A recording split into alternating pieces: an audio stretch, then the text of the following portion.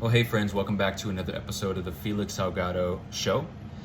Thanks for tuning in. As you can see by the title of the video, we're going to be talking about the way that modern Christians use the word worship. And first and foremost, let me say that I am guilty myself of having used that word incorrectly and continuing to use that word incorrectly, because it's difficult to change the way that you've used a specific word for a long time, especially when those around you continue to use it in that same way. It's very similar to when years ago I decided that I wasn't going to use the word awesome anymore, except when I'm talking about God. It took years and years and years of intentionally not using that word to make it actually mean something, because I called people awesome, things awesome, my phone is awesome, everything is awesome. And when you use a word like that in a generous manner, it starts to lose its meaning. And so that's what I think is happening, or has happened, with the word worship and the way that modern Christians use it. And I think more than just it losing its power, I think it's actually very dangerous, and it's hurting us as the Christian community, the way that we use that word, or the way that we misuse it, I should say. Imagine with me if I invited you to my house this evening. I said to you, hey, later this evening, I'm going to have a time of worship, a worship night. Immediately, your mind goes to, oh, we're going to get together and we're going to sing some worship songs. We're going to sing worship music. And if you're the average Christian, that's what you think. And this is because we have trained ourselves, by misusing this word over and over again, we have trained ourselves to associate worship with singing. Worship, singing, worship, singing. They're almost the same exact thing. For all intents and purposes, that's what we mean by that.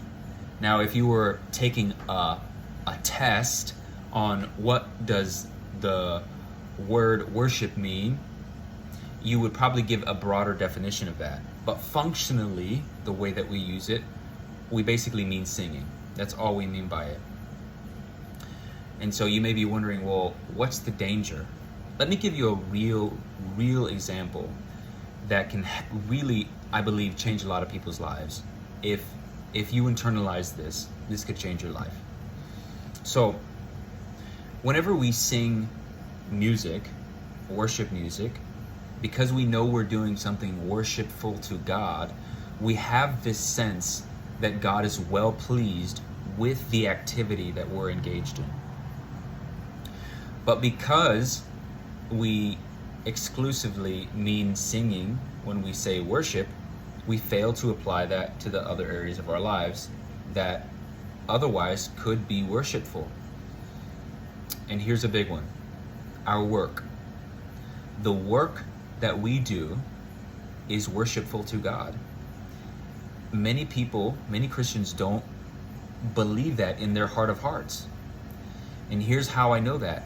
Because if you really believe that your work was worshipful to God, just like the singing that you do in church, that there's the sense that God is well pleased with it, your lived experience of work, which is arguably one of the things that human beings are most engaged in, is work. It's something that we give a lot of our lives to, so it's really important. Your whole experience would change. But because we use the word worship as synonymous with singing, we don't think that it applies to this area of our lives, this big area of our lives.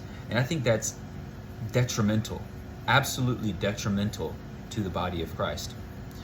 And so that's one example, but that's the biggest example I think I can muster. But there are so many other areas of our lives that are worshipful to God that sometimes we fail to recognize as such because of the way that we've trained ourselves to use this word.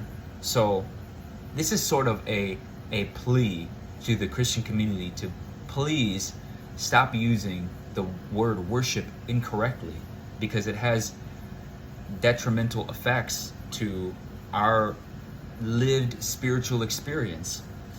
And so do me a favor, share this video, like this video, comment on this video, and engage in the practice as I'm engaged in, to retrain your brain to, and retrain your words and your mouth to use the word worship correctly, so that we can have a more richer, fuller lived spiritual experience.